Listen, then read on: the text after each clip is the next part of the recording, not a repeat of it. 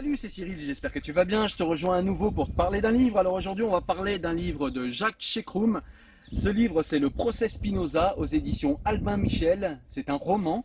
Et ce livre est très intéressant parce qu'il va retracer toute l'histoire de Spinoza, de sa naissance jusqu'au moment où il a subi ce fameux procès. C'est un procès en fait religieux qu'a subi Spinoza. C'est un procès en fait qu'on appelle, enfin qui va déboucher en tout cas sur un RM. C'est-à-dire que Spinoza va être excommunié de manière définitive de sa communauté.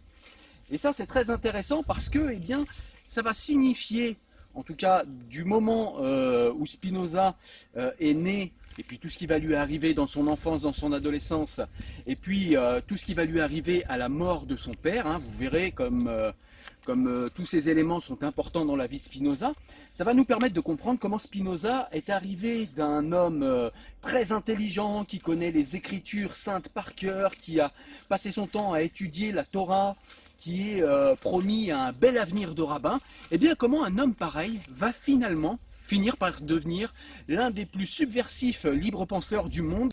Alors ce livre est un roman, donc il ne retrace pas que des vérités, même si ce livre est extrêmement fidèle à la pensée de Spinoza, il est aussi extrêmement fidèle aux faits historiques connus, mais il y a des passages qui sont romancés, là où il y a des trous dans l'histoire de Spinoza et de ce qu'on sait de Spinoza.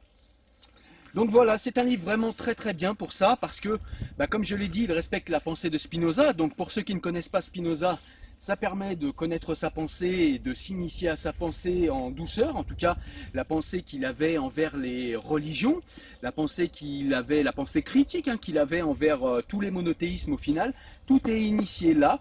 Ça permet de comprendre aussi pourquoi il a été exclu de sa communauté, et ça permet de comprendre comment Spinoza, le futur rabbin, est devenu un des plus grands penseurs de la liberté de pensée, de la liberté religieuse de tous les temps.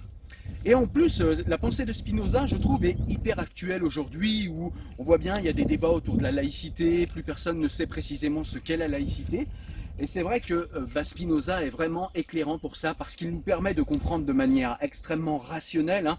Spinoza est un penseur qui a une pensée très géométrique, très carrée, avec des arguments très sérieux, avec des arguments, voilà, c'est pas quelqu'un qui postule d'axiomes comme ça, d'une manière un petit peu légère.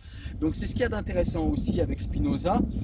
Et s'initier à sa pensée avec ce livre est vraiment un réel plaisir. Je trouve que l'auteur écrit bien, il rend la vie de Spinoza extrêmement vivante. On est bien dans l'époque, on est bien dans les conversations d'époque, dans les questionnements d'époque. On garde aussi les vrais noms des gens qui ont eu des interactions avec Spinoza. Donc voilà, un vrai bon livre sur Spinoza, un vrai bon roman pour vous faire découvrir la vie et la pensée de Spinoza. Donc un livre que j'ai beaucoup aimé, qu'évidemment je vous conseille, un livre qu'il faut impérativement vous procurer, même si vous connaissez Spinoza et si vous connaissez sa pensée, honnêtement c'est un roman qui va être agréable pour vous de lire. Vous allez y retrouver la pensée de Spinoza, vous allez y retrouver tous les éléments que vous connaissez déjà, mais avec une part de roman qui est très intéressant, qui est très bien faite, je trouve, qui ne dénature pas la pensée ou la vie de Spinoza telle qu'on la connaît, de ce qu'on en connaît aujourd'hui en tout cas. Donc voilà, vraiment un très très bon livre que je te conseille.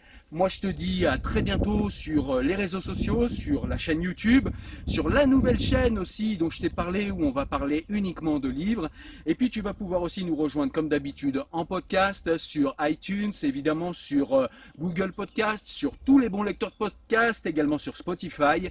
Bref, tu as aussi le site internet, tu peux nous rejoindre sur tous ces canaux pour avoir des recommandations livresques, des critiques, des résumés de livres, bref, tout ce qu'il faut pour passer un bon été à lire. Moi je te dis à très bientôt, porte-toi bien, ciao ciao, salut.